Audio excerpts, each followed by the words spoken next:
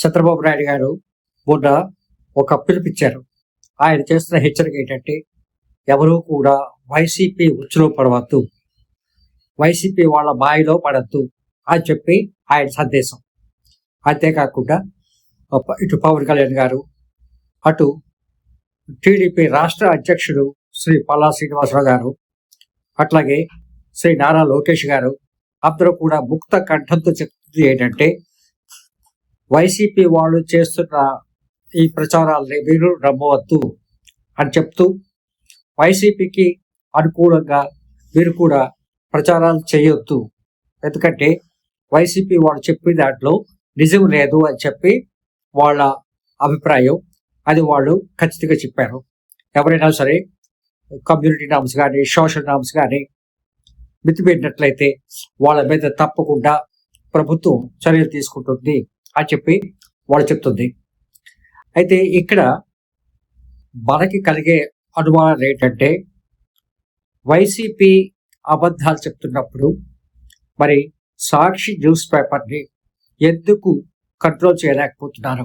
కారణం ఏంటంటే, అసత్యాలని ప్రసారం చేయడం కోసం మధ్యమాలు లేవు. అసత్యాలు కాకుండా సత్యాలు చెప్పడానికి ఉన్నాయి. పోనీ పూర్తి సత్యాలు కాకపోయినా సరే అర్ధ సత్యాలు అయినా చెప్పడానికి మాధ్యమాలు ఉన్నాయి. కాబట్టి ఎందుకు సాక్షి న్యూస్ పేపర్ మీద యాక్షన్ తీసుకోవడం కోసం ప్రయత్నం చేయలేకపోతున్నారు? లేదు అంటే ప్రయత్నం చేసినా అటు కోర్టులు ఎందుకు అబ్జెక్ట్ చేస్తున్నాయి అంటే, వ్యక్తి వాక్ స్వాతంత్ర్యం, భావ స్వాతంత్రానికి ఇబ్బంది కలిగించేది ఏదైనా సరే మేము అడ్డుకుంటామని చెప్పి కోర్టు చెప్తున్నాయి. ఇక్కడ మనం చూడాల్సింది ఏంటంటే, భావ ప్రకటన అన్న ఉద్దేశంతో మనం చెడుని ప్రచారం చేసినట్లయితే తప్పకుండా మనం శిక్షార్హులు అవుతాం. కాబట్టి ఇక్కడ మనం తీసుకోవాల్సిన జాగ్రత్తలు ఏంటంటే, ఖచ్చితంగా మనం ముఖ్యమంత్రి చంద్రబాబు నాయుడు గారు వాళ్ళు చెప్పింది మనం ఫాలో అవుతున్నా సరే, మనకి కొన్ని విషయాల్లోని చంద్రబాబు నాయుడు గారు కానీ, నారా లోకేష్ గారు కానీ, పవన్ కళ్యాణ్ గారి స్పష్టత ఇవ్వలేకపోతున్నారు. అదేంటంటే, ఫస్ట్ ఇప్పుడు ఎక్కడ చూసినా కల్తీ నెయ్యి మీద విపరీతమైన ట్రోలింగ్స్ నెంబర్ 1. నెంబర్ 2, కామెంట్స్ విస్తృతంగా జరుగుతున్నాయి. కోర్టు పరిధిలో సిబిఐ, సిట్ వాళ్ళు కూడా చెప్పింది ఏంటంటే, నెయ్యిలో కల్తీ జరిగిందనేదే వాళ్ళు యాక్సెప్ట్ చేస్తున్నారు. అయితే కానీ చంద్రబాబు నాయుడు గారు కానీ, పవన్ కళ్యాణ్ గారి వాళ్ళు చెప్తుంది ఏంటంటే, లేదు కొవ్వు కలిసిందని వాళ్ళు చెప్తున్నారు. కొవ్వు కలిసింది అని చెప్పి 100% మేము ప్రూవ్ చేయలేదు అన్నట్లుగా ఒక వార్త ఉంది. కానీ ఇక్కడ వైసీపీ వాళ్ళ ప్రచారం ఎలా ఉంది అంటే, చంద్రబాబు నాయుడు గారు వాళ్ళు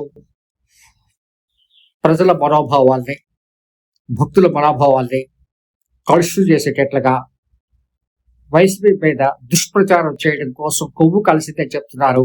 అక్కడ కొవ్వు కలవలేదు, కల్తీ నెయ్యి అన్నది మాత్రం రుజువు అయినట్లుగా వాళ్ళు మాట్లాడుతున్నారు.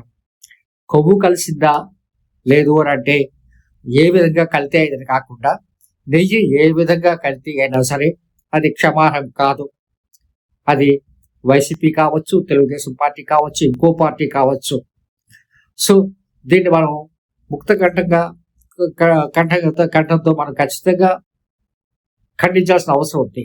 But at the same time ఇటువంటి ప్రచారాలకి అడ్డు వేస్తే బాగుంటుంది. కారణం ఏంటంటే, ఇంత పెద్ద ఎత్తున ఇంతకుముందు సుప్రీంకోర్టు కూడా చెప్పింది, మనోభావాల్ని కించపరిచేటట్లుగా మీరు బహిరంగంగా ఎటువంటి ప్రచారాలు చేయొద్దు అని చెప్పి ప్రభుత్వానికి కూడా చెప్పింది.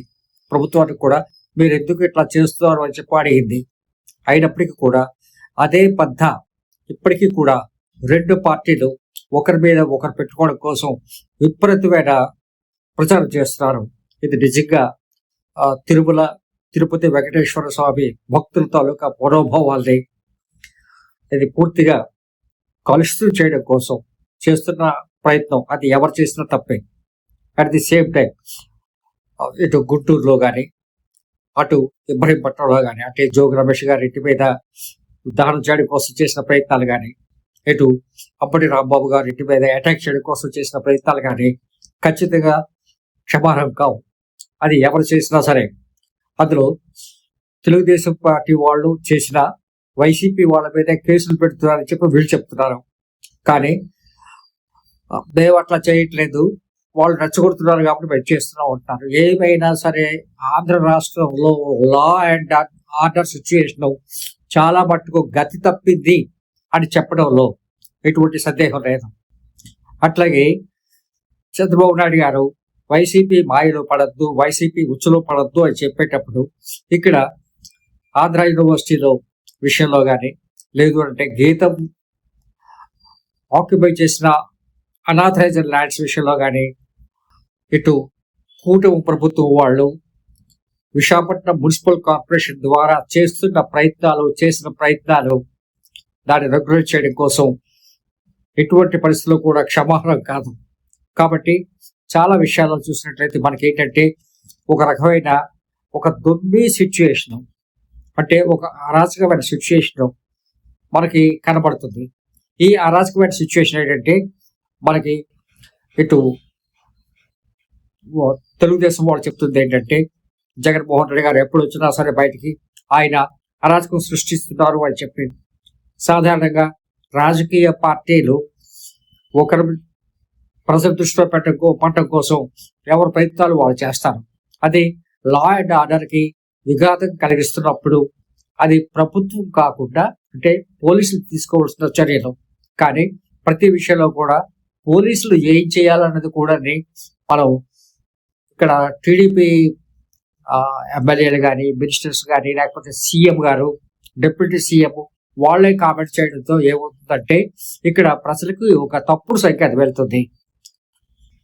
ప్రభుత్వం కాదు, ఇక్కడ చంద్రబాబు నాయుడు టీడీపీ తీసుకున్నట్లయితే వాళ్ళు నిర్దేశం కింద ఈ పోలీసులు యాక్షన్ తీసుకుంటున్నారు. లేదు అంటే వైసీపీ వాళ్ళ మీద జరుగుతున్న దాడుల విషయంలో పోలీసులు వెన్నుకుంటున్నారు అని చెప్పి ఒక అభిప్రాయం. అట్లాగే నారా లోకేష్ గారు ప్రతి క్షణం కూడా ప్రతిసారి కూడా రెడ్ బుక్ రాజ్యాంగం అని చెప్పడం అన్నది ఇప్పుడు ప్రజల్లో చాలా గట్టిగా వెళ్ళడంతో నిజంగానే టీడీపీ వాళ్ళు అంటే చంద్రబాబు నాయుడు గారు, నారా లోకేష్ గారు వీళ్ళు రెడ్ బుక్ రాజ్యాంగాన్ని అమలు చేస్తున్నారు అన్న ప్రజల్లోకి గట్టిగా వెళ్ళింది. అట్లాగే పెన్షన్ స్కీమ్స్, సూపర్ 6 స్కీమ్స్ వచ్చేసరికల్లా 2024 ఆల్మోస్ట్ జూన్లో కూటమి ప్రభుత్వం అధికారంలోకి వచ్చింది. ఆ తర్వాత ఇంచుమించుగా 2 సంవత్సరాలు అంటే 1.5 years సమయంలో ఎవరు కూడా ఈ సీనియర్ సిటిజన్స్కి రాలేదా? వాళ్ళ వయసులు అంటే 58 సంవత్సరాలు ఉన్నవాళ్ళు ఈరోజు 60 సంవత్సరాలకు రాలేదా?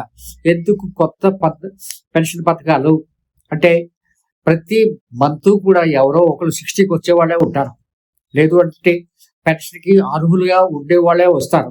కానీ ఎవరికి కూడా అప్పటి నుంచి పెన్షన్ రివిజన్ కానీ అప్గ్రేడింగ్ కానీ అసలు జరగలేదు. సో దీని మీద కూడా ప్రజల్లో ఏంటంటే చాలా మటుకు నిరాశ నిస్పృహ ఉన్నాయి. పెన్షన్కి ఎదురు చూస్తున్న వాళ్ళు చాలా మంది ఉన్నారు. సో వాళ్ళకి కాకుండా ఏం చేస్తున్నారంటే ఈ మధ్య జీవోలని కూడా ఎలా ఉన్నాయంటే ఈ జిల్లాలో ఈ కేటగిరీకి మాత్రమే ఇస్తామని చెప్పి, అంతేగాని సీనియర్ సిటిజన్స్కి సంబంధించిన పెన్షన్స్ తర్వాత ఇవ్వలేదు. తర్వాత నిత్యావసర వస్తువులు సరఫరా విషయానికి వచ్చేసరికల్లా వాళ్ళు చెప్తున్నవన్నీ కూడా ఇటు రేషన్ డిపోస్లో పంపకాలు జరగట్లేదు. సో అది కూడా ఏంటంటే చంద్రబాబు నాయుడు గారు చెప్తుంది ఒకటి, ఇక్కడ జరుగుతుంది ఒకటి. కాబట్టి ఖచ్చితంగా దీని ప్రభావం ప్రజల మీద పడే అవకాశం ఉంది. కాబట్టి ఇంకా ఇలా చెప్పుకుంటూ పోతే చాలా విషయాలు ఉన్నాయి. చంద్రబాబు నాయుడు గారు చాలా పనులు చేస్తున్నారు, కాదట్లేదు. But at the same time అవన్నీ ప్రజలకి అందుబాటులోకి వస్తున్నాయా అన్న దాని మీద నిజంగా చెప్పాలంటే టీడీపీ వర్గం వాళ్ళకి మాత్రమే, అందులో వాళ్ళకి కావాల్సిన వాళ్ళకి మాత్రమే పథకాలు పంపిణీ జరుగుతున్నాయి, మిగతా వాళ్ళకి జరగట్లేదు అని చెప్పి ఒక అపప్రథ ఆల్రెడీ ప్రజల్లో ఉంది. సో ఇలా చెప్పుకుంటూ పోతే చాలా ఉన్నాయి. ఇప్పుడు యూనివర్సిటీస్ వచ్చేసరికల్లా చాలా పోస్టులు వేకెంట్గా ఉన్నాయి. ప్రభుత్వ యూనివర్సిటీలో నిజంగా కదలకు లేదని చెప్పచ్చు. వైస్ ఛాన్సలర్స్, రిజిస్ట్రార్స్ వాళ్ళు చేస్తున్నవన్నీ కూడా ఏంటంటే ప్రభుత్వ విశ్వవిద్యాలయాన్ని గట్టిపరచడం కోసం చేసే ప్రయత్నాలు ఎక్కడా కనిపించట్లేదు. స్టాండర్డ్స్ పెంచడం కోసం వాళ్ళు ప్రయత్నం చేయట్లేదు. అట్లాగే ప్రొఫెసర్స్ వాళ్ళని అపాయింట్ చేయడం కోసం ప్రయత్నాలు జరగట్లేదు. నారా లోకేష్ గారు అయితే ఇంచుమించుగా 4,000 పోస్టులు వేకెన్సీ ఉన్నాయి. అవన్నిటిని త్వరితగతిన మేము ఫిలప్ చేస్తామని చెప్తున్నారు తప్ప, ఆల్రెడీ వీళ్ళు అధికారంలోకి వచ్చి 1.5 years సరే యూనివర్సిటీస్ లో ఉన్న ఈ 4,000 పోస్టుల విషయంలో ఎటువంటి చర్యలు తీసుకోవట్లేదు. అలాగే ఆంధ్ర యూనివర్సిటీకి వచ్చేసరికల్లా 3 times ఇంచుమించుగా ఈ కాన్వకేషన్ అనేది పోస్ట్ పోన్ అయింది తప్ప 3 years నుంచి కాన్వకేషన్ జరగలేదు. ఇట్లా చెప్పుకుంటూ పోతే చాలా విషయాలు ఉన్నాయి. అలాగే భూ పంపకాలు, పెట్టుబడిదారులు వస్తున్నారని చెప్పేసి భూ పంపకాలు చూసుకొచ్చేసరికల్లా ఏంటంటే ప్రజలకి ఏమనిపిస్తుందంటే లక్షల ఎకరాల భూములు అట్లా ఫ్రీగా ఇచ్చేస్తున్నారు, లేదంటే 99 పైసలు లీజుకి ఇస్తున్నారు. మా పరిస్థితి ఇట్లా ఆలోచన ప్రజల్లో ఉంది. అలాగే నిత్యావసర వస్తువులు ధరలు పెరుగుతూ ఉన్నాయి. అలాగే స్త్రీ శక్తి ప్రకారం బస్సు ప్రకారం చూసుకున్నట్లయితే ప్రభుత్వం మా ఆర్టీసీని లాభాలు చూపిస్తుంది. మీరు 60% 70% ఆక్యుపైడ్స్ స్త్రీలు చెప్తున్నారు. అటువంటిప్పుడు 60% 70% ఆక్యుపైడ్స్ స్త్రీలు అయినప్పుడు వాళ్ళందరికీ ఫ్రీ బస్సు పథకం అమలు ఉన్నప్పుడు ఆర్టీసీ ఎట్లా లాభంలోకి వస్తుంది అనేది ప్రజలకు కలుగుతున్న అనుమానం. దానికి ప్రభుత్వం ఏముంటుందంటే దానికి సబ్సిడీ కింద మేము ప్రభుత్వం ఇస్తుంది కదా అనేది. ప్రభుత్వం డబ్బులు ఎక్కడ చూస్తున్నాయి, మళ్ళీ మా దగ్గర నుంచే కదా మీరు కలెక్ట్ చేస్తుంది, ట్యాక్స్ పేయర్స్ మనీ. సో ప్రతి విషయంకి వచ్చేసరికల్లా మీరు పీపీపీ బిల్లు తీసుకొచ్చారు. సో ఇదేంటంటే ప్రైవేట్ భాగస్వామ్యం అనేది ప్రజల శ్రేయస్సుకి మంచిది కాదు అనేది ప్రజల అభిప్రాయం. ఇట్లా చెప్పుకుంటూ పోతే ఒకవేళ వైసీపీ ఉచ్చులో పడకూడదు అన్న ఉద్దేశం మీకు ఉన్నప్పుడు, వైసీపీ ఉచ్చులో మాయలో ప్రజలు పడుతున్నారు అనుకున్నప్పుడు మీరు చేయాల్సింది ఏంటంటే మీరు ఒక అవినీతి రహితమైన ప్రభుత్వాన్ని అందించడానికి మీరు ప్రయత్నం చేయాలి. ఇక్కడ ఏంటంటే విశాఖపట్నంలో ఆశ్రిత పక్షపాతం, మీరు గీతంకి భూముల్ని క్రమబద్ధీకరించడం కనబడుతుంది. కాబట్టి ఇవన్నీ కూడా ఒక చెడు అభిప్రాయం కలిగించే అవకాశం ఉంది. సో దీని మీద మీరు తీసుకుంటున్న చర్యలు ఏంటి, ఇవన్నీ మీరు చర్యలు తీసుకొని మీరు ఖచ్చితంగా చేసి, అట్లాగే మీరు మొన్న 4 రోజులు మీరుండి లోకేష్ అక్కడికి వెళ్ళారో తెలియదు, ఎందుకు వెళ్ళారో తెలియదు, దాన్ని అంత రహస్యంగా మీరు ఉంచాల్సిన అవసరం లేదు. ఒకవేళ అదంతా కూడా ఏంటంటే ట్రాన్స్పరెంట్ అయినప్పుడు ఇట్లా చాలా అనుమానాలు ఉన్నాయి. ఈ అనుమానాలన్నింటినీ మీరు ఖచ్చితంగా నివృత్తి చేయాల్సిన బాధ్యత మీకే ఉంది. మీరు అంతా బాగుంది అనుకుంటున్నారు. ఆల్రెడీ లాస్ట్ ఎలక్షన్స్ లో అంటే 2019లో మీరు 23 seats వచ్చారు. అట్లాగే ఇప్పుడు 2024 వచ్చేసరికల్లా you got more than majority, అంటే absolute majority you got it. So మళ్ళీ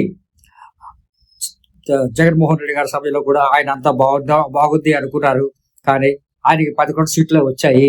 నెక్స్ట్ ఇటు బళ్ళు అయితే మరి మీరేం చేయగలరు? ఇక్కడ ఏంటంటే ప్రజాభిప్రాయం అనేది అంతిమ తీర్పు. అంత బాగానే ఉంది, మేము బాగానే చేస్తున్నాం అనుకుంటూ మీరు చేస్తున్న ఈ లోకల్ గా ప్రజల మీద పడుతున్న అభిప్రాయాలకి మీరే బాధ్యత వహించాల్సి ఉంటుంది. Thank you very much. All the best.